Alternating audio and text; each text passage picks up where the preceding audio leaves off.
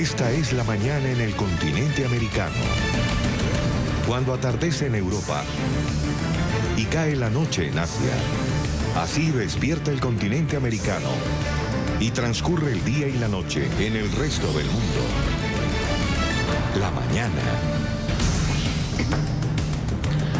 Hola, bienvenidos a la mañana de NTN 24. Soy Idania Chirinos. Los voy a acompañar este viernes 14 de febrero por Ruth del Salto. Hoy hemos decidido comenzar rememorando una fecha, no precisamente el 14 de febrero como Día de los Enamorados. De eso vamos a hablar un poco más adelante. Hoy queremos rememorar una fecha que para nosotros fue absoluta y totalmente importante. Un febrero, hace 6 años atrás, NTN 24 salió de las parrillas de programación de las cableras en Venezuela. NTN 24, que hasta este momento ha estado en el 725 de DirecTV en Venezuela, pareciera que no está. No sabemos si volverá o no.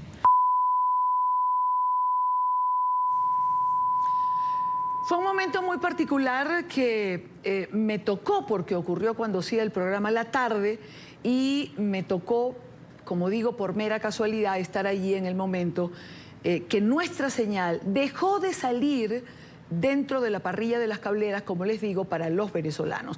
Las razones de esta decisión las explicó el propio Nicolás Maduro. Una televisora que pretendió ser la competencia de Telesur y es el fracaso más grande que ha habido, llamada NTN24. Pretendía ayer, en cableras venezolanas, transmitir la zozobra de un golpe de Estado como el 11 de abril, fuera del aire. NTN24. Fue una decisión de Estado, para que lo sepan, pues. Quienes no lo sabían y quienes lo tengan que saber. Yo voy a defender el derecho a la tranquilidad de Venezuela. Y nadie va a venir desde el exterior, nadie va a venir desde el exterior a tratar de perturbar el clima psicológico de Venezuela.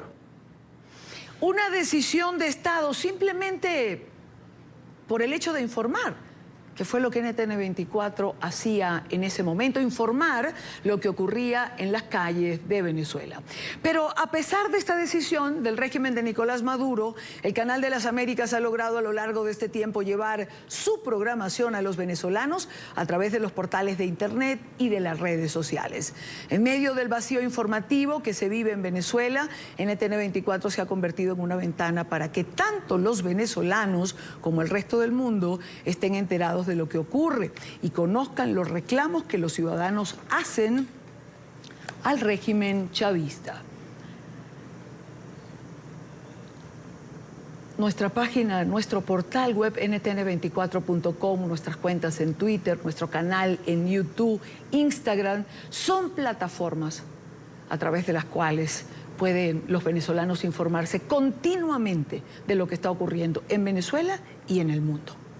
En esta parte del programa quiero saludar a Carlos Correa, quien es director ejecutivo de Espacio Público y nos acompaña. Nos acompañó en aquel momento, nos ha acompañado a lo largo de los años y quería conversar con él el día de hoy. Carlos, qué gusto tenerte. Buen día para ti. Buen día, un saludo muy cordial para ti, por supuesto, y toda la gente que está en sintonía a esta hora. Muchas gracias por la llamada. No, gracias a ti por atendernos. Carlos, fue un momento particular. NTN 24 fue el primer canal internacional al que el régimen se atrevió a censurar. De allí en adelante vinieron varios más en cascada.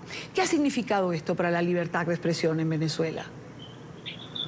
Bueno, básicamente en el caso de NT24 se inaugura un poco la dinámica represiva y de censura en todo lo que son los canales internacionales, especialmente los que se distribuyen a través de las cableoperadoras, ¿no?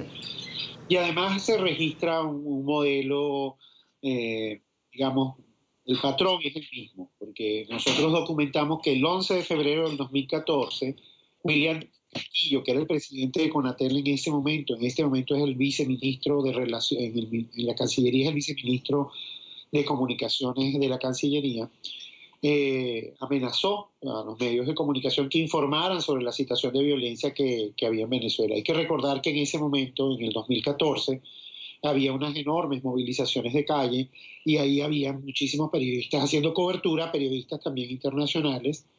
Y bueno, básicamente después, el día 14, se concreta esta salida del canal NT24. Nosotros, juntos, por cierto, al Colegio Nacional de Periodistas, el Sindicato Nacional de Trabajadores de la Prensa y la organización Expresión Libre, nosotros introdujimos una demanda que está en un expediente, que es el expediente 2015-875, y que todavía, al sol de hoy, el Tribunal Constitucional no lo ha admitido, ¿no? Caramba, ni siquiera lo ha admitido al día de hoy. Ni siquiera lo ha admitido. Entonces lo que nosotros hicimos en otro momento fue enviar como una petición a lo que se llama el Comité de Derechos Humanos de Naciones Unidas. Sí. Porque a nosotros nos preocupaba que precisamente esto inaugurara una suerte de patrón que después se replicó con otros medios internacionales como CNN en español. No solo eso, sino que también se empezaron a censurar segmentos de programación. Es decir, no era que se sacaba el canal completo, sino el momento en que había una programación informativa. Eso ha afectado a la Deutsche Welle, a Antena 3, a distintos canales. En Venezuela hoy en día usted no puede acceder, conocer información televisiva que se refiere a Venezuela por las cableoperadoras. Sí. Están todas sencillamente fuera de la programación. Fíjate que es bueno para nuestra teleaudiencia cuando hablamos de censurar segmentos de la programación. Esto ocurre en Venezuela cuando las cadenas internacionales han realizado algún tipo de reportaje en relación a la crisis humanitaria o a la crisis en general por la que atraviesa el país. Cuando uno de estos reportajes o programas especiales se anuncia es cuando viene la censura segmentada. Es decir, si el programa está anunciado de 9 a 10, tú me dirás, Carlos, de 9 a 10 justo se va a negro este canal internacional en particular.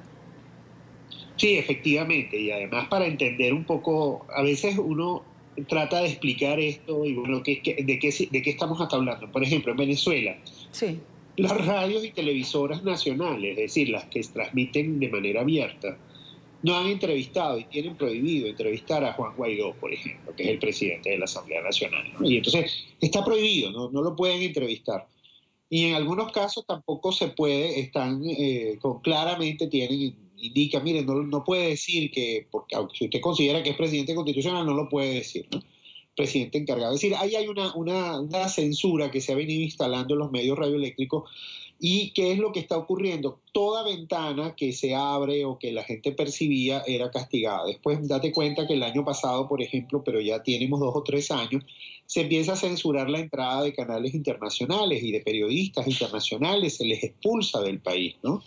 Y porque precisamente muchas veces cuando había eventos como los que ocurrieron el año pasado, lo que por ejemplo pasó en enero de este año en la Asamblea Nacional, cuando se iba a inaugurar la Asamblea Nacional en Venezuela había varios reporteros de distintos medios internacionales porque querían hacer la cobertura de qué era lo que iba a ocurrir ese día, porque efectivamente tiene interés informativo. Entonces ahí hay una lógica de segmentación y de ataque y de restricciones. Todo lo que es radio y televisión en Venezuela está profundamente controlado. Entonces la gente se va a las plataformas tipo canales YouTube. Ese canal, el canal por el que estamos hablando, sí, en un momento determinado se le censuró incluso las plataformas de YouTube, es decir, y las páginas web. Nosotros, la información que tuvimos en su momento es que hasta 14 bloqueos les habían hecho a su sitio web para que no se pudiera ver en Venezuela, sí, porque entonces la gente decía, voy a ver el canal a través de la web. Entonces son dinámicas en las que tú vas teniendo de manera recurrente propuestas de censura para que la gente no tenga acceso al tratamiento informativo de lo que está ocurriendo en el país, con unos medios que están en Venezuela muy menguados, muy debilitados y que claro, se han volcado. El esfuerzo periodístico en Venezuela se ha volcado básicamente a la televisión que se monta basada en Internet, sí, que hay varios canales en Venezuela funcionando, o a través de los portales web, que en Venezuela son los espacios en los que se está haciendo o se intenta hacer periodismo. Fíjate, digamos que la censura llegó y se quedó. Se instaló, como tú lo señalas, en varias áreas. No solo se censuraron señales completas, se censuraron segmentos de la programación de señales internacionales, se bloquearon páginas web, bloqueo que continúa a diario a muchos portales. Es una batalla continua de los diferentes portales con este censura o con este bloqueo que constantemente se hace. Pero hemos llegado en esto de la censura a un punto que me parece importante porque ya va hacia el propio atentado contra la vida de quien genera la información. Es decir, como las plataformas no las pueden bloquear en su totalidad, vemos escenas como las que vimos hace unos días cuando llegó el presidente interino Juan Guaidó al aeropuerto de Maiquetía. Es decir, esto es ya un atentado contra la vida misma de periodistas y camarógrafos, de cierta manera autorizado además por las propias autoridades, cuando Diosdado Cabello se para en su programa en El Mazo Dando y dice que no son periodistas, que son personas de seguridad o las personas que van alrededor de Guaidó disfrazadas de periodistas. Carlos, esto es de una gravedad absoluta. Es decir, ¿qué podemos esperar? Bueno, aquí lo que nosotros hemos documentado siempre que hay una declaración de este tipo, pero que además da como una suerte de licencia para la actuación de estos grupos paraestatales,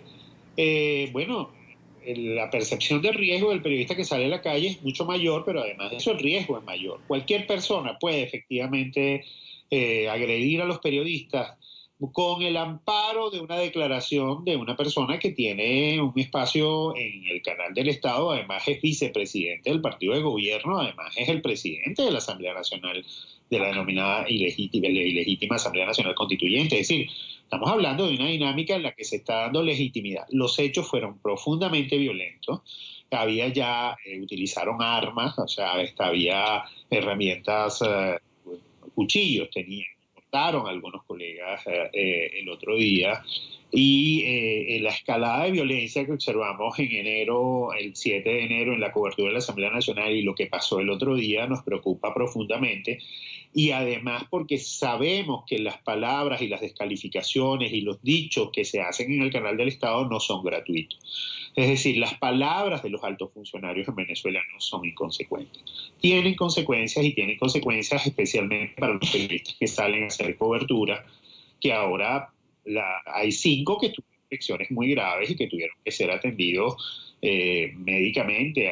Ayer cuando estuvimos frente a la Fiscalía para solicitar la investigación, algunos de ellos no pudieron venir porque estaban recibiendo cuidados médicos. Entonces estamos hablando de una dinámica de escalamiento que nos hace preocupar profundamente a todos quienes de alguna manera estamos interesados en que en Venezuela siga habiendo periodismo y siga habiendo algún grado de libertad, ¿no? Claro, claro. Y no te quiero dejar ir sin que comentemos... Esto no es solo con la señal de televisión, evidentemente. Esto ha ocurrido con los diarios más importantes del país. Más de 100 diarios han cerrado en todos estos años en Venezuela. Pero a propósito de que se celebró hace 2 días el día... disculpen, de la radiodifusión internacional, ¿cuántas emisoras han cerrado en el país? Yo me quedé en más de 40 aproximadamente. No, mira, 40 cerraron después que Diosdado Cabello perdió la gobernación del estado Miranda. Acuérdate que ahí hubo la amenaza para casi todo el espectro, ¿no? Solo en el último año cerraron más de 60 estaciones de radio.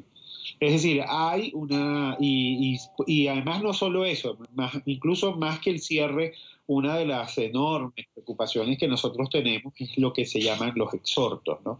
Para explicar un poco, el órgano regulador envía una comunicación y dice, mire, el programa que hace Idania Chirinos está hablando mucho de temas económicos y está siendo como muy crítico, y entonces usted debería tratar. Entonces, ¿qué hace? Muchas veces el editor le dice, oye, mira, no hables de este tema o se inhibe. Entonces hay cantidad de temas censurados en Venezuela porque los pocos espacios que existen tienen que tener enormes habilidades para tratar de flexibilizar algunos temas, lo hacen a riesgo, con el temor de que pueda ocurrir algo al día siguiente. Y bueno, nada, la radio venezolana, la que de alguna manera decide mantener algunos temas con voz en alto le cuesta. Es un proceso bastante duro y complicado. ¿Por qué? Porque efectivamente se han cerrado emisoras y esas emisoras que se han cerrado sirven como ejemplo, puedo decir, lo que se llama efecto silenciamiento. Dice, esto te puede pasar, y entonces, claro, además de estos exhortos, entonces generas como un ámbito de inhibición, de temor, de miedo a la hora de hablar por la radio en Venezuela. Bueno, esa es la situación. Lamentablemente a NTN 24 le tocó ese honroso primer lugar, como ha señalado, de inaugurar esta cascada de censura que vino sobre medios internacionales y que acentuó la censura en los medios nacionales. Carlos, muchísimas gracias por estar con nosotros amaneciendo la mañana de este viernes. Muchísimas gracias, Yani. Yo sí quiero decir una cosa. Yo agradezco cada vez que un editor o un medio de comunicación decide redoblar esfuerzos para seguir informando sobre la situación venezolana. Y nosotros, de alguna manera, que de este modo quiero agradecer, por supuesto, el esfuerzo que ha hecho este canal por seguir haciendo cobertura sobre la situación venezolana y tratar de vencer la censura de alguna manera, ayudarnos a vencer el silencio. Muchísimas gracias. No, gracias a ustedes además por el apoyo a Espacio Público que siempre está allí. Muy buen día para ti. Hasta luego. Hasta luego, Carlos.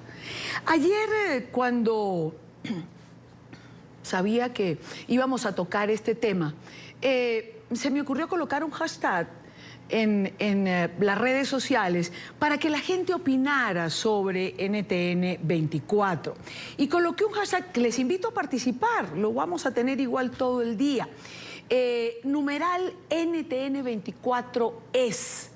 Y quiero compartir con ustedes algunos de los mensajes que comenzaron a llegarnos, porque son mensajes sentidos que agradecemos profundamente. Por ejemplo, veamos los mensajes. ¿Los tenemos? Allí están.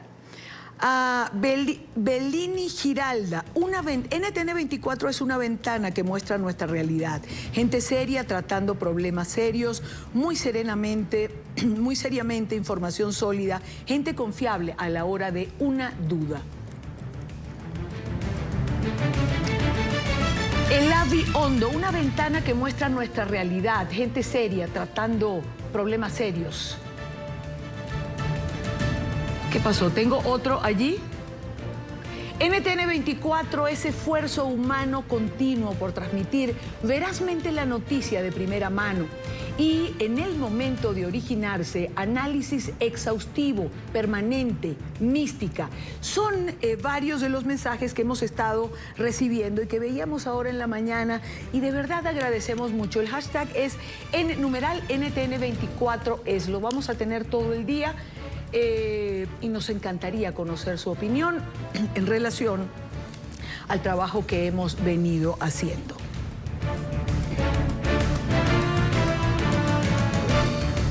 En esta parte del programa son exactamente las 8:17 minutos. Vale la pena recordar, sobre todo como antesala, a nuestra próxima invitada, que nos acompañó aquel día y que hoy está con nosotros también. ¿Qué pasaba ese día en las calles de Venezuela cuando se decidió apagar la señal de NTN 24? Solemos rememorar para que la gente tenga el contexto de lo que estaba pasando y qué hacía este canal. Veamos. Dos gigantescas marchas se tomaron las calles de Caracas. La Marcha Blanca, convocada por estudiantes y líderes de oposición, que pedía poner en libertad a los universitarios encarcelados en los días previos por haber protestado exigiendo seguridad y libertades. La Marcha Roja, convocada por el gobierno de Nicolás Maduro, heredero de Hugo Chávez y presidente de Venezuela, apoyaba a su líder. NTN 24 informaba. Mucha tensión en Venezuela. La situación se tornó un poco tensa. Solidarizarse con la lamentable situación que atraviesa Venezuela. NTN 24 en el lugar de la noticia. En Venezuela en estos momentos ningún canal de radio ni de televisión transmite a esta hora la marcha opositora. En la tarde, la marcha de la oposición hasta el momento pacífica se tornó violenta. Los opositores culparon a los colectivos armados oficialistas de haber provocado el caos. El oficialismo culpaba a la oposición de incitar a la violencia. Todos sabemos quiénes son los culpables. Ellos quieren provocar a la policía, a la Guardia Nacional. Llamando NTN 24 escuchaba y transmitía las palabras del gobierno. Son asesinos, son malos de espíritu y de alma, están enfermos, son dirigidos por unos ex precandidatos presidenciales, Leopoldo López y María Machado, responsables de lo que está ocurriendo. NTN 24 también escuchaba las voces de la oposición. El gobierno es quien ha provocado con represión y con acciones fuera de lugar por parte de la fuerza pública los actos de confrontación entre manifestantes y la fuerza pública. Pero que sepa bien el señor Cabello, nosotros sabemos muy bien quiénes son los responsables, no solo de estas dos muertes horrorosas que han ocurrido el día de hoy. De repente, la señal de NTN 24 en los cableoperadores DirecTV y Movistar de Venezuela fue apagada. Se ha caído la señal en DirecTV. Continuamos en nuestra página web. Noticia extraordinaria en NTN 24. Mucha atención, nuestra señal fue censurada en Venezuela, pero NTN 24 seguirá informando sobre sus hechos y los de América Latina con la libertad, el respeto, el balance y las garantías que ofrecen los valores democráticos. NTN 24 fue censurado en Venezuela. Sí fue una censura. ¿Por qué a Nicolás Maduro ya no le conviene que haya una pequeña ventana? Ya las grandes las cerraron, pero que quede una pequeña ventana para que los mismos venezolanos conozcan sobre su propia realidad, no le conviene. El presidente Nicolás Maduro en persona explicó el porqué de su drástica decisión. Fuera del aire. NTN 24. Fue una decisión de Estado, para que lo sepan, pues.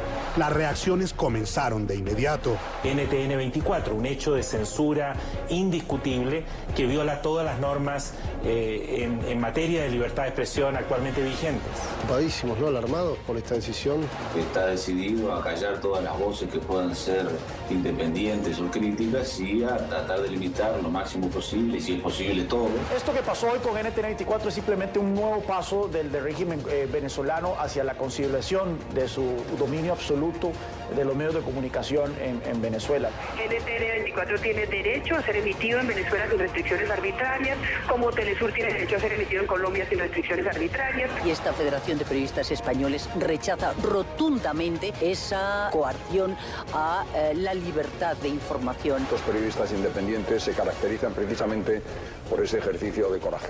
Que ahora se clausure, pues es muy lamentable, es deplorable. Eso es la primera cosa que hacen los dictadores y ustedes han sido las víctimas de eso. No me sorprende que lo mandaron a silenciar porque eso los tiranos siempre hacen eso. La razón que no permiten a NTN 24 es precisamente porque es una estación de prensa, de noticias independiente. Y en los medios de comunicación, la repercusión fue global. El País de España, de Tiananmen a Mérida, de CNN a NTN 24. New York Times, Venezuela's leader pulls foreign channel over protest coverage. The Economist, a tale of two prisoners. Global Post, in Venezuela, the revolution will not be televised by NTN 24. NuevoHerald.com, televisora colombiana denuncia censura en Venezuela. The Guardian, Maduro accused of silencing dissent as Venezuela's press runs short of paper. ABC, Internet, a crucial Venezuela battleground. BBC Mundo, canal colombiano NTN 24, sale de parrilla venezolana de DirecTV. HuffingtonPost.com, the 8 things you need to know about the Venezuelan protests. Más de 100 reseñas en diarios internacionales y entrevistas a nuestro equipo periodístico en la radio y la televisión del mundo. Claudia Gurizati. Vamos a seguir informando a los venezolanos en Venezuela a través de los medios alternativos. Nosotros lo único que hemos hecho, Oscar, es sacar las cámaras, los micrófonos, nuestro corresponsal poner el pecho en las calles de Venezuela en medio de esta situación. Y Dania Chirinos. ¿No se puede informar lo que pasa en Venezuela? ¿Molesta la información? Andrea Bernal. Y sí hemos tenido muchos problemas a lo largo de esta jornada en informar por medio de la página. NTN 24 comenzó a seguir informando a los venezolanos. La democracia y las posturas conviven. NTN 24 fue censurado en Venezuela. Quiero saludar en esta parte del programa a María Corina Machado, coordinadora general del Partido 20 Venezuela. Nos acompañaba en aquel momento porque de alguna manera era protagonista de lo que ocurría y hablaremos de ello y nos acompaña el día de hoy. María Corina, bienvenida, gracias por estar allí. Muchísimas gracias a ustedes, como siempre. María Corina, hace 6 años fue un día duro para Venezuela, fue un 12 de febrero y fue evidentemente un día duro para NTN 24. ¿Qué rememoras en primera instancia de lo que ocurría? Bueno, fue un día duro para toda Venezuela, porque efectivamente el país despertó entendiendo que una tiranía que no iba a detener su proceso de avasallar y de controlar a la sociedad tenía que ser detenida, tenía que ser enfrentada con la fuerza cívica y con la verdad. Venezuela estaba realmente sorprendida porque fue como un despertar simultáneo en todo el país. Y evidentemente haber silenciado a NTN 24 fue un golpe muy fuerte, porque evidentemente los medios de comunicación que ya para entonces no seguían la línea del régimen eran muy escasos y NTN era una ventana no solamente hacia afuera, pero sobre todo hacia adentro, para que los venezolanos en todo el país tuviéramos conocimiento de lo que estaba ocurriendo. Así que efectivamente fue una pérdida enorme que aún hoy estamos obviamente pagando, lamentando, sin duda. María Corina, a veces me pregunto cómo ha logrado sobrevivir la libertad de expresión con el acoso permanente del régimen a medios, a periodistas, un acoso cotidiano, permanente. Bueno, en primer lugar, la libertad de expresión está muy restringida. Lo que hay, evidentemente, es un esfuerzo heroico de muchos colegas tuyos que han sido perseguidos, golpeados, atropellados, secuestrados. Vimos lo que pasó hace 3 días cuando llegó el presidente Guaidó a Maiquetía, más de 10 periodistas, pero agredidos de una manera brutal, pero además con la pretensión de humillar, de aterrorizar. He hablado con varios de ellos y realmente fue un golpe sin precedente. Ayer fueron a casa de Mildred Manrique y se le presentó en la puerta de su casa, donde ella vive con su mamá, el CICPC, y va una gente que ya en Venezuela además uno no sabe son efectivamente, terminan siendo la misma cosa. Ahora, yo lo que quiero insistir es que en estos últimos 6 años lo que ha habido es una destrucción total de la posibilidad de expresión del ciudadano, imponer el silencio, no solamente con la compra de medios, con la censura, con la autocensura, pero es que también hay zonas del país donde no hay manera incluso de que haya conexión hoy en día por internet, porque no hay luz, porque no hay acceso a internet, porque la gente no puede pagar el costo de los megas. Entonces se va imponiendo el silencio, que es lo que el régimen aspira, es decir, aislarnos en todos los planos, en nuestra movilidad física, pero sobre todo en el acceso a la información de lo que está ocurriendo, para imponer algo así como la resignación o la sensación de que hay un país que se ha apagado, lo cual es absolutamente falso. Venezuela está y va a seguir en efervescencia hasta que nosotros desalojemos a las mafias del poder. María Corina, me gustaría preguntarte cómo ha cambiado el país en relación a lo que llevaron a Antonio Ledesma, a Leopoldo López, a María Corina Machado, a plantear lo que en aquel momento se denominó la salida. Bueno, ¿cómo te transmito este dolor, esta angustia y esta urgencia? En ese momento nuestras razones eran fundamentalmente para evitar una crisis humanitaria y para detener el proceso de asentamiento de un régimen criminal que ahora también se ha evidenciado que es terrorista. Es precisamente para evitar los más de 200 o 300.000 muertos que han habido en estos últimos 6 años. Estamos hablando de que en Venezuela hay asesinatos con armas de fuego por el orden de los 25 a 30.000 personas al año, más los desaparecidos, los ajusticiados por el propio régimen, y ni hablar lo que significan los niños y jóvenes que están perdiendo su vida en un país que está padeciendo literalmente hambre, y eso se están padeciendo o se ve reflejado obviamente en unas cifras de migración que hacen el éxodo más grande en la historia de este hemisferio, es algo dantesco. Claro. En ese entonces lo hicimos para evitar lo que hoy está ocurriendo. Algunas personas dijeron que fue apresurado, que debíamos haber sido más pacientes. Todo lo contrario. En Venezuela cada día que pasa, los días no se cuentan en horas, sino en muertos. Y ha quedado claro que este régimen criminal terrorista tiene que ser enfrentado con toda la fuerza moral, la fuerza cívica, la fuerza institucional y desde luego la fuerza de los aliados internacionales que entienden que ya no solo se trata de la vida de Venezuela o la vigencia de la nación venezolana, sino de la seguridad nacional de Colombia, de Brasil, de Ecuador, de Chile, de Argentina y también de los Estados Unidos. María Corina, ya que nombras el factor internacional, ¿tú crees que a medida que se ha consolidado el apoyo internacional hacia Venezuela, crece en paralelo el acoso a la oposición venezolana, a los distintos factores? Bueno, absolutamente, y esto es algo que no puede sorprendernos. Insisto, este es un régimen criminal terrorista que ha ocupado el territorio, las instituciones, los recursos de los venezolanos para desde aquí expandir una actividad de desestabilización en toda la región. Y obviamente están operando fuerzas externas que tienen realmente a Venezuela invadida.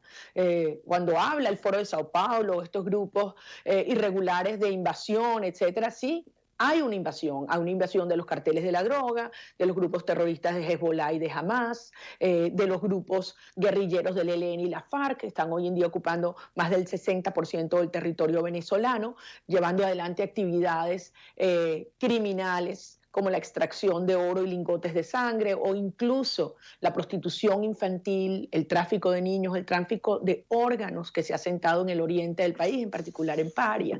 Es decir, es algo dantesco y estas fuerzas criminales están desplegadas y operando.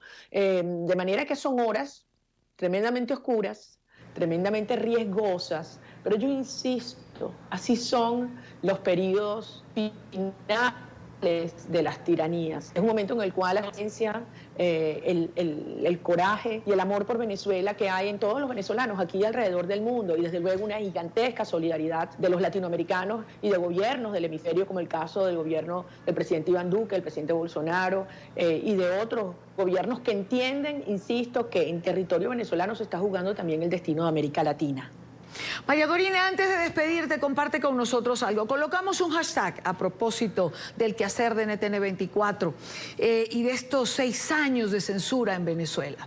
Numeral NTN24 es para ti, María Corina. ¿Qué es NTN24? Es una ventana que nos conecta a los venezolanos de aquí, con los venezolanos alrededor del mundo, con los latinoamericanos y con la verdad, para mostrar la verdad. Y la verdad es que Venezuela es un país que nació para ser libre y que jamás nos rendiremos hasta conquistar la libertad. 8:31 minutos, 8:32 minutos. María Corina Machado, coordinadora de 20 Venezuela. María Corina, gracias por acompañarnos. Buen día para ti. Pero a ti, muchísimas gracias a ustedes. Nos vemos pronto. Seguro que sí. Espero que así sea. Son las 8:33 minutos. Queríamos comenzar la primera parte del programa rememorando lo que fue aquel febrero hace 6 años. Fue una fecha importante para NTN24, fue además el compromiso de redoblar esfuerzos para continuar no solo cubriendo lo que ocurría en Venezuela para los venezolanos, sino para transmitir al mundo lo que ocurría en Venezuela. Porque era importante, ha sido importante, porque ha llegado a ser, como lo dicen todas las personas que entrevistamos normalmente, un problema regional que hoy en día afecta la seguridad de la región. Pero ahora pasamos ya a otros temas de la agenda informativa de este día.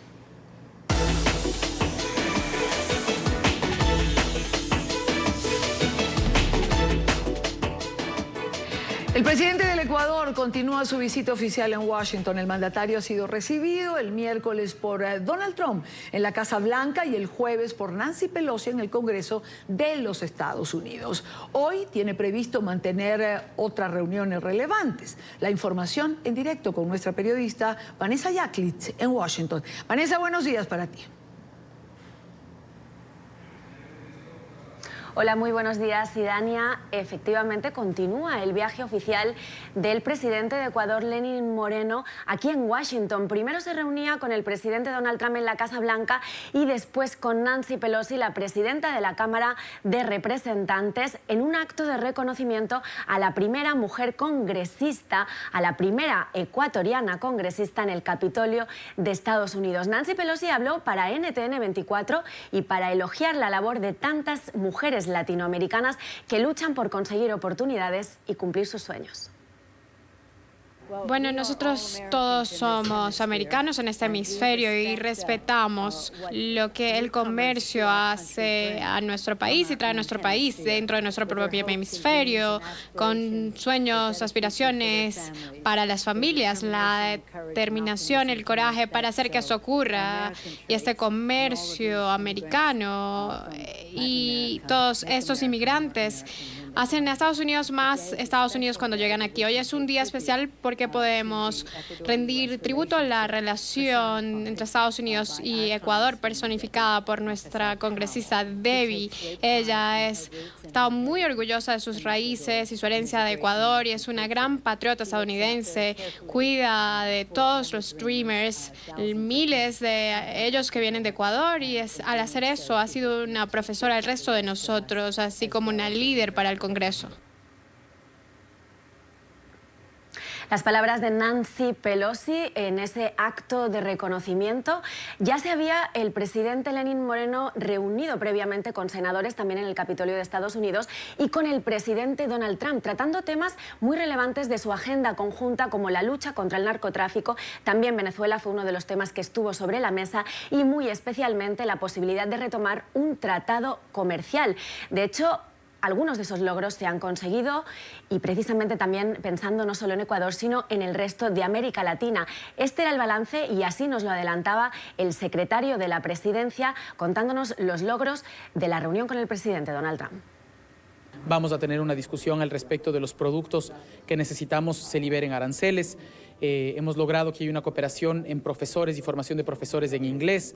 Vamos a formar a más de 500 policías en este año en los Estados Unidos, y vamos a crear una unidad de lucha contra la corrupción y lavado de activos. Es decir, son temas concretos que benefician al Ecuador y ojalá les sirvan al resto de América Latina.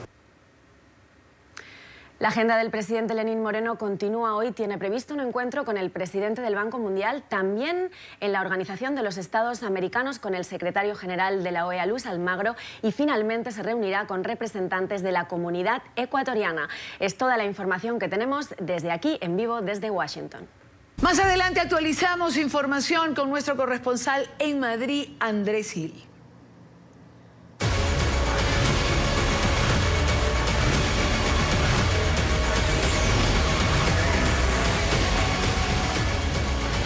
$1,483 es la cifra de víctimas mortales a causa del COVID-19 en China.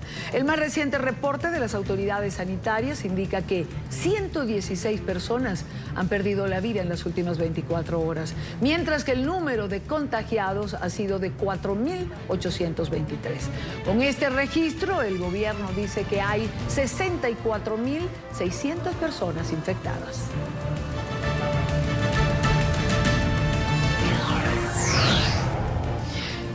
Y en medio de la crisis sanitaria en China, médicos y enfermeros se han convertido en héroes ciudadanos. Son miles los que trabajan sin descanso para atender a los enfermos, pese a todas las dificultades. El cuerpo médico en Wuhan se enfrenta a dificultades como trabajar largas horas, sin máscaras suficientes, usando por varios días los trajes de protección y expuestos al virus. La Comisión Nacional de Sanidad ha reconocido que algunos médicos llevan pañales para adultos durante sus largas horas de trabajo. De los 59.900 trajes de protección que se necesitan a diario, los médicos y enfermeras de la ciudad, escuchen bien, solo tienen 18.500. Por eso son reconocidos como héroes, por el servicio ciudadano que prestan a la población.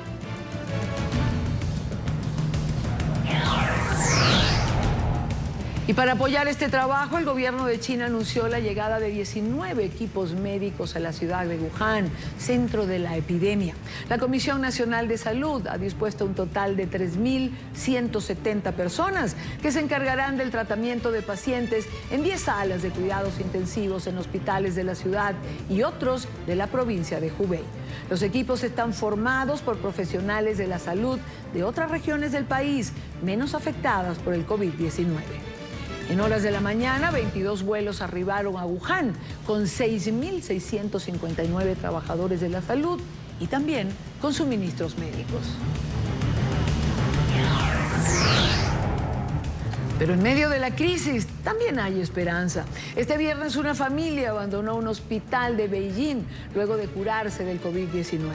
Padre, madre y una pequeña de 3 años de edad permanecieron por más de una semana bajo observación médica y siendo tratados por síntomas como fiebre de 40 grados, tos y molestias musculares. La familia residente en Beijing dio negativo a los exámenes del coronavirus.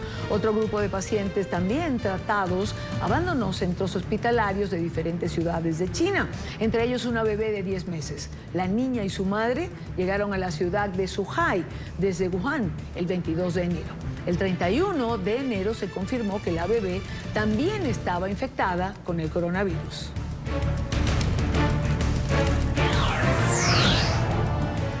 Las autoridades sanitarias de Japón autorizarán el desembarco de algunos pasajeros del crucero Diamond Prince, que está en cuarentena desde el pasado 3 de febrero en el puerto de Yokohama. La medida será aplicada principalmente a pasajeros mayores de 80 años que den negativo a la prueba del COVID-19 y que presenten otro tipo de enfermedades. Según las autoridades, el estado de salud de algunos podría deteriorarse por el encierro. Aquellos a quienes se les permite salir van a permanecer en instalaciones dispuestas por el gobierno.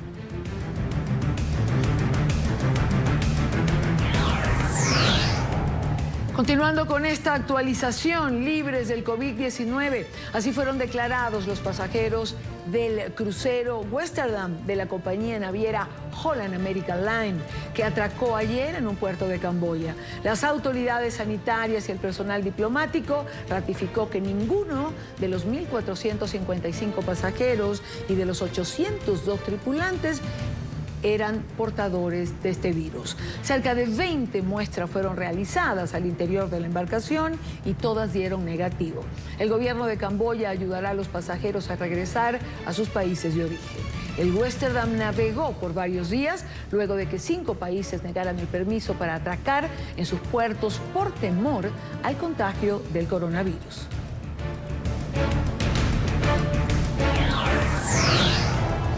Y en Vietnam, una ciudad fue puesta en cuarentena por 20 días después de registrar un total de 6 casos del COVID-19.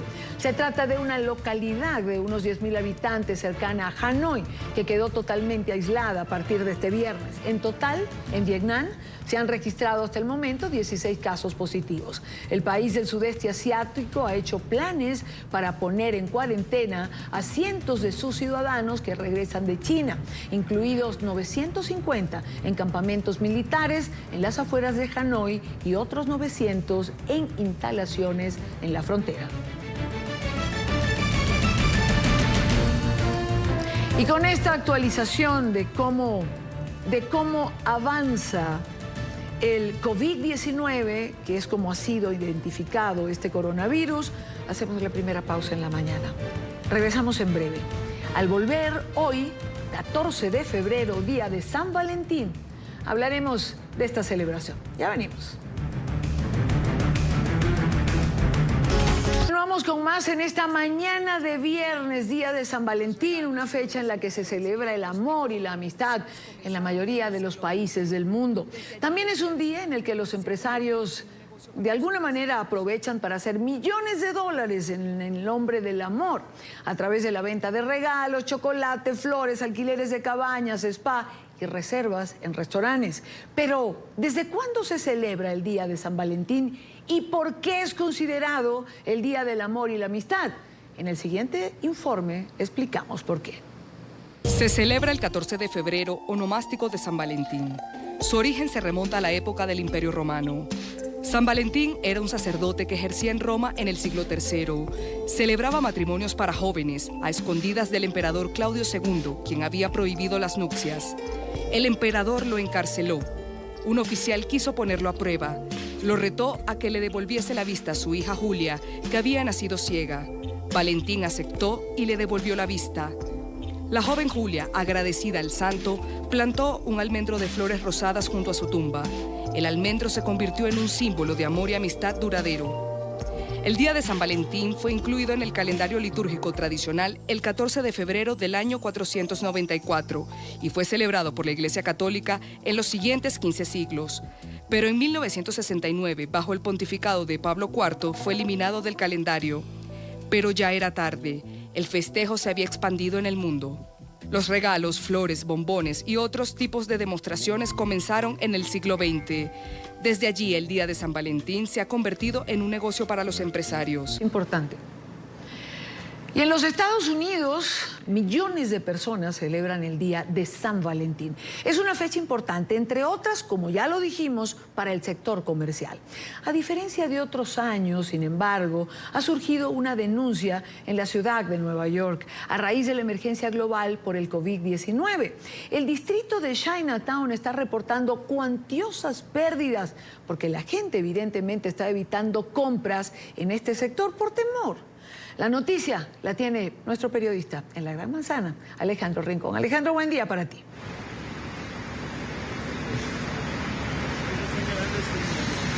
Hola, feliz viernes para todos. En contexto, la ciudad de Nueva York es el lugar de residencia de la comunidad china más grande de todo el mundo por fuera del territorio nacional de ese país. Adicionalmente, este punto de los Estados Unidos tiene a Chinatown, uno de los distritos comerciales de esta comunidad también, que es el de los más importantes de todos los Estados Unidos. Y justo es el nivel de negocios que representa esta comunidad para la ciudad de Nueva York, que está viéndose afectado por cuenta de la crisis por el COVID-19. A tal punto ha llegado ya la disminución en los negocios para el distrito de Chinatown, que han elevado un llamado de atención a la opinión pública. Estiman que en las últimas semanas ha llegado a perder negocios por un porcentaje entre el 40 y el 80% para esta época del año, cuando hay muchas personas que suelen todavía aprovechar el inicio de la temporada del año para viajar o para conocer o para transcurrir por estas calles de la ciudad de Nueva York. Pues NTN 24 ha hablado directamente con el presidente de una de las principales cámaras de comercio del distrito de Chinatown, quien en las siguientes palabras les explica a ustedes el llamado de atención que hace la comunidad china a la opinión pública. Esa es la pregunta del millón que nosotros también tenemos. Ya sabemos que a esta altura hemos sufrido un daño peor que cuando tuvimos la epidemia de SARS, y eso fue muy duro para esta comunidad. Recuerde que nosotros somos una comunidad vulnerable. En diciembre hubo 2 incendios devastadores a fin de año. Incluso todavía combatimos efectos del 11 de septiembre del 2001. Así que les pedimos todo su amor y comprensión porque tenemos mucho por ofrecer. Allí él hacía referencia a la consulta que le hacíamos sobre qué tanto más ellos consideran como distrito comercial de Chinatown que podrían llegar a perder por cuenta de la reducción en sus negocios. Las gentes simplemente no están yendo a visitar estos lugares donde hay restaurantes, hay tiendas y sobre todo hay una comunidad vibrante que se está viendo seriamente afectada por cuenta del temor sin fundamento de la difusión del COVID en la ciudad de Nueva York, que de hecho, hay que recordarlo, todavía aquí no hay ningún caso confirmado de presencia de este agente biológico. Y justo pues cuando este viernes se celebra el Día de San Valentín en los Estados Unidos en particular, pues lo que piden estos líderes del sector comercial de Chinatown es que la gente vaya allí, que pasen a los restaurantes, que hagan compras y sobre todo que consideren la posibilidad de celebrarlo allí con la persona que quieran estar en esta fecha. Es lo que tenemos para ustedes por ahora. Continúen con más en el Centro Internacional de Noticias. Gracias, Alejandro Rincón, por la información allí desde Nueva York. Buen día para ti, Alejandro.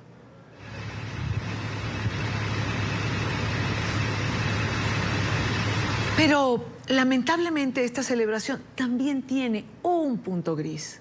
Hoy se cumplen 2 años de la llamada masacre de San Valentín, en la que 17 personas perdieron la vida, recordemos, en un tiroteo en la escuela secundaria Marjory Stoneman Douglas, en Parkland, en Florida. El olor se mantiene vivo en la comunidad y el movimiento Marcha por Nuestras Vidas, que surgió después de esta tragedia, continúa alzando su voz y exigiendo al gobierno estadounidense mayores medidas para el control de armas. Aseguran que han sido escasas las medidas para evitar que este tipo de incidentes violentos se repitan.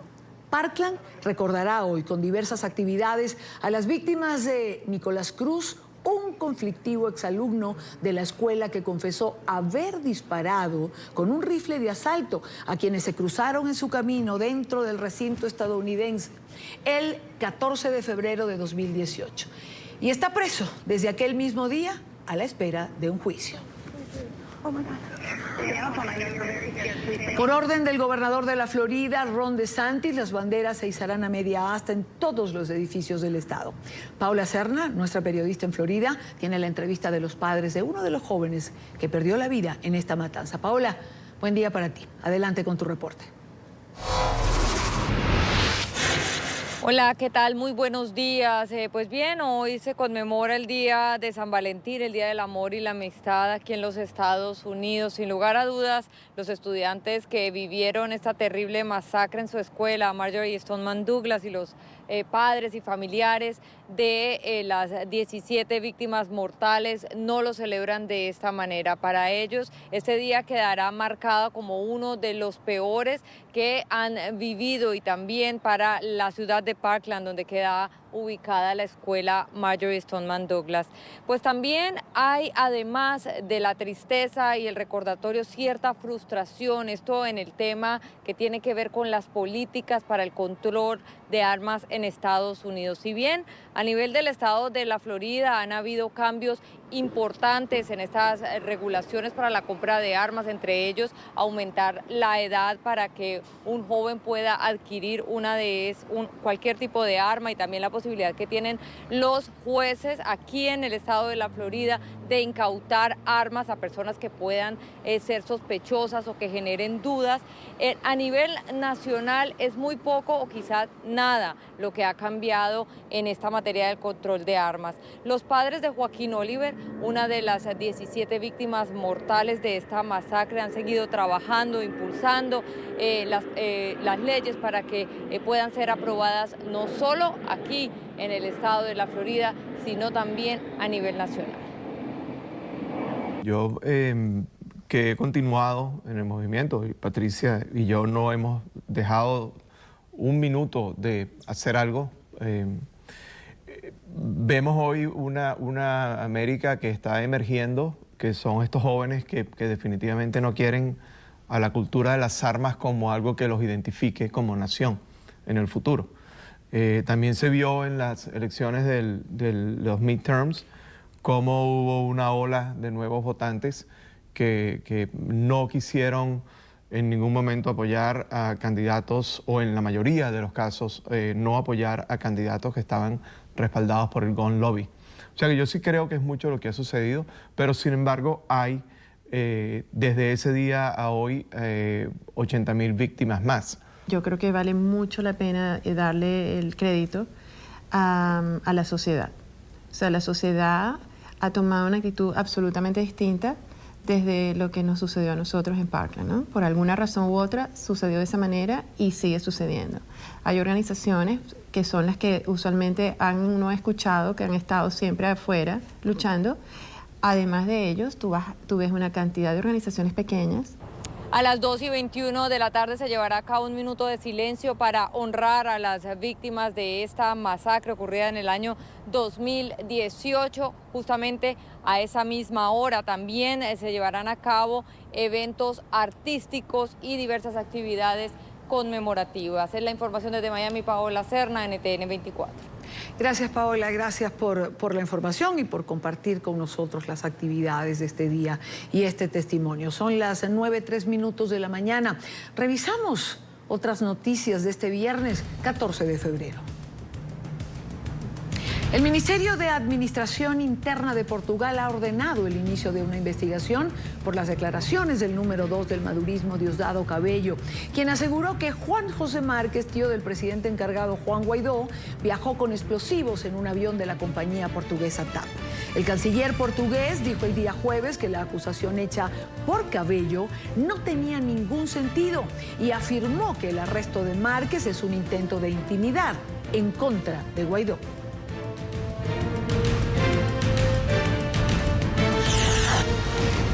En Honduras, un grupo de 20 delincuentes protagonizó un tiroteo para liberar a uno de los líderes de la llamada Mara Salvatrucha, que se encontraba en un juzgado.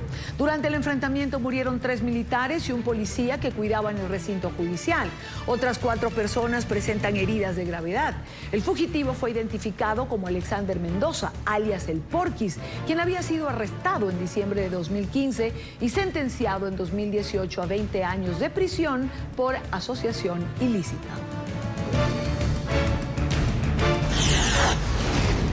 Una mujer en Los Ángeles, California, presentó una demanda civil contra Joaquín García, líder de la iglesia mexicana La Luz del Mundo. La demandante denunció haber sufrido abusos por 22 años. García, que fue arrestado el pasado año, ha sido acusado de dirigir una red para reclutar a niños, niñas y adolescentes con apoyo de la cúpula de la iglesia para abusar sexualmente de ellos. El hombre rechaza los cargos en su contra. For the first 30 years of my life, I was taught to believe that my body. Durante los primeros 30 años de mi vida me enseñaron a creer que mi cuerpo, mi mente, mi alma pertenecían a la luz del mundo porque era la voluntad de Dios. Desde la edad de los 9 años, mi propia familia y comunidad me enseñaron que mi alma eterna dependía de que yo complaciera sexualmente a los apóstoles de la luz del mundo. For nearly 22 years. Durante 22 años entregué mi cuerpo a una organización que me veía nada más como una fuente de ganancias y placer sexual. Cientos, si no miles de otros niños antes y después de mí sufrieron el mismo destino. Los expertos en Indonesia siguen con atención la actividad del volcán Merapi, que entró en erupción el día jueves. Del coloso, uno de los volcanes más activos del mundo, emanó lava y una gigantesca columna de humo y también de ceniza. El Centro de Prevención de Riesgos Volcánicos y Geológicos pidió cautela a las compañías aéreas que transitan por la zona. En Bruselas se lleva a cabo por estos días la 7ª edición de la Feria del Chocolate. Como es costumbre, el evento cuenta con un desfile de moda con vestidos hechos en cacao. Diseñadores de moda y chocolateros trabajaron en equipo durante 5 meses para crear estas prendas únicas en las que se utilizaron 1000 piezas de chocolate, según sus organizadores. Menos 25.000 personas, o más o menos 25.000 personas van a visitar esta feria.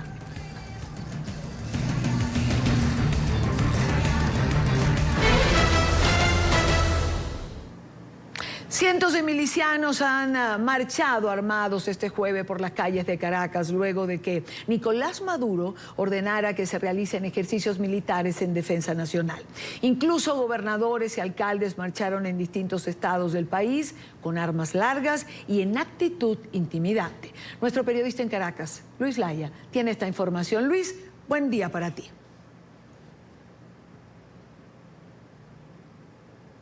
Hola, muy buen día, Idania, a ti y a todos quienes sintonizan a esta hora el Canal de las Américas. Efectivamente, este jueves han comenzado unos ejercicios militares que ordenaba Nicolás Maduro para defender la soberanía del país, para defender a la patria venezolana. Así los calificaba, decía que son para ir practicando ante lo que puede ocurrir en defensa de la nación. Daba una especie de amenaza sobre lo que pueden hacer las fuerzas militares en Venezuela, las cuales se han visto principalmente movilizados son milicianos, personas que no tienen gran entrenamiento militar, lo han demostrado en los propios videos que hacen públicos desde las Fuerzas Armadas de Venezuela. Estos milicianos han sido incorporados recientemente, o Nicolás Maduro ha propuesto que sean incorporados recientemente en la ley militar como un componente más de la Fuerza Armada Nacional Bolivariana, e incluso les han entregado armamento, un armamento que, según expertos, han asegurado no estaría en las mejores condiciones, pues incluso en las imágenes se nota un poco,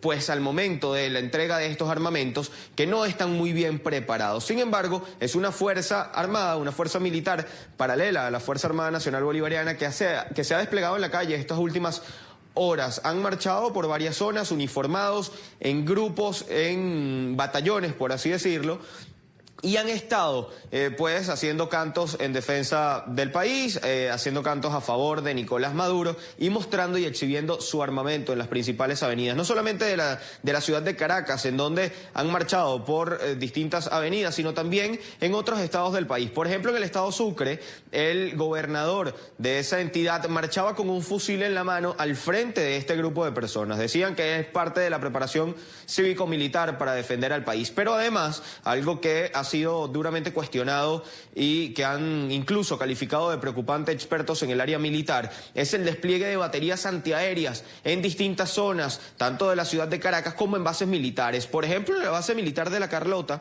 céntrica en la ciudad de Caracas, se puede observar el despliegue de varios camiones. La mañana de hoy han amanecido ya desplegados. Hace algunos minutos corrían por las redes sociales un video en la que se ve cuando despliegan estos misiles que están ahí preparados en teoría como parte de estos ejercicios militares. Algo similar ya han comenzado a denunciar por redes sociales en distintas zonas, no solamente de Caracas, sino de estados circundantes, como por ejemplo en el estado Vargas, en donde ha sido desplegada también una de estas baterías antiaéreas. Algo que, repito, ha sido calificado por expertos militares como algo preocupante por el despliegue, ¿no?, el uso de este tipo de armamento en medio de la población civil. Pero es parte de lo que Nicolás Maduro ha asegurado es la defensa de la patria. Es parte de la información que nosotros tenemos desde la ciudad de Caracas. Y Dania, vuelvo contigo al estudio. Gracias, Luis, gracias por la información, gracias por ponernos al día. Y antes de ir al próximo corte, les recuerdo el hashtag que decidimos poner en circulación a propósito de cumplir 6 años de que se apagara la señal de NTN 24 en las cableras de Venezuela por disposición del régimen de Nicolás Maduro. NTN 24 es, esto dice la gente. @Él Vive por Siempre, el canal de noticias que nos brinda la oportunidad a nosotros, presos en esta inmensa jaula en que han convertido a Venezuela, de mantenernos informados. Muchas gracias, NTN 24. @Flores Romaiza, es la voz de la libertad. @Nacarina Gómez 1, un portal que nos mantiene informados entre tanta censura y tergiversación de la verdad. 9:16 minutos. Decíamos hace un rato, en la segunda parte del programa o en la primera parte, que Joaquín Sabina continúa recluido en el Centro Médico Ruber Internacional de Madrid, luego de haber sido operado, recordemos, por el derrame cerebral producto de la caída. André Gil actualiza información en relación a este artista español que mantiene la atención de sus miles de seguidores alrededor del mundo. Andrés. Hola Idania, muy buenos días. Lo que ha trascendido este mediodía aquí en España es que cuando despertó Joaquín Sabina luego de esa operación, lo que hizo fue pedir un cigarro. Ahora, en las primeras horas de la tarde, la clínica debe publicar un nuevo informe, un nuevo parte médico acerca de sus condiciones de salud. Lo que se dice de una vez es que sigue en estado estable, que sus condiciones son buenas, que está consciente, que está despierto, aunque continúa todavía en la unidad de cuidados intensivos. Sigue acompañado por su familia, muy de cerca vigilado por los médicos, y están transcurriendo haciendo estas 48 horas que son cruciales, que son vitales para que llegue a feliz término la recuperación y el maestro Joaquín Sabina pueda salir rápidamente de la clínica y retomar sus actividades artísticas. Está previsto que en el mes de mayo pueda volver a hacer los conciertos junto con su compañero y con su gran amigo Joan Manuel Serrat. En minutos entonces deberá salir un nuevo parte médico sobre la salud de Joaquín Sabina y lo que se sabe de antemano es que su condición sigue siendo estable, aunque sigue en la unidad de cuidados intensivos luego de esa caída y de ese golpe que se pegó hace 2 noches mientras ofrecía un concierto. Es la información que tengo en este momento desde la capital española. Sigan ustedes. Muy buenos días. Gracias, Andrés. Buenos días también para ti. Más de 35 jefes de Estado y de Gobierno y unos 100 ministros de Relaciones Exteriores y de Defensa del mundo se reúnen este fin de semana en la ciudad alemana de Múnich para discutir los grandes desafíos del mundo en materia de paz y seguridad. Quiero saludar a Thomas Sparrow, corresponsal de nuestra cadena aliada, la Deutsche Welle, que tiene la información. Thomas, bienvenido. Buen día para ti. Muy buen día para ustedes desde el sur de Alemania, donde acaba de comenzar la conferencia de seguridad de Múnich con un discurso muy importante del presidente federal de Alemania, Frank-Walter Steinmeier, el jefe de Estado, quien hizo una advertencia sobre el creciente nacionalismo en muchas partes del mundo. Nombró específicamente a China, a Rusia y también a Estados Unidos con ese eslogan de Make America First. Y es que Estados Unidos va a jugar un rol fundamental en esta conferencia de seguridad en Múnich. Hay una amplia delegación de ese país liderada por el secretario de Estado de Estados Unidos, también el secretario de Defensa está acá y una gran comitiva bilateral de Estados Unidos que también está discutiendo la política exterior de ese país, las relaciones, por ejemplo, con Europa, aunque también las relaciones con países de América Latina como México o como Venezuela. Esos 2 países juegan un rol también importante en esta conferencia de seguridad. De hecho, el conflicto en Venezuela fue nombrado en el informe preliminar de esa conferencia como uno de los 10 conflictos a seguir en este año 2020 y uno que también requiere una acción no solamente en Venezuela, sino también de los países como Estados Unidos o de regiones como la Unión Europea. Son muchos los temas a tratar aquí en Múnich en los próximos días. No solamente se trata de paz y de conflictos, sino de otros temas que no necesariamente uno relaciona de manera inmediata con seguridad, pero que tienen un vínculo importante según los organizadores, como cambio climático y seguridad o salud pública y seguridad, en especial relacionado con el tema del coronavirus. Esta es la información que tenemos desde Múnich en estos momentos. Seguimos con ustedes en estudio. Gracias por estar con nosotros. Con gusto. Termina la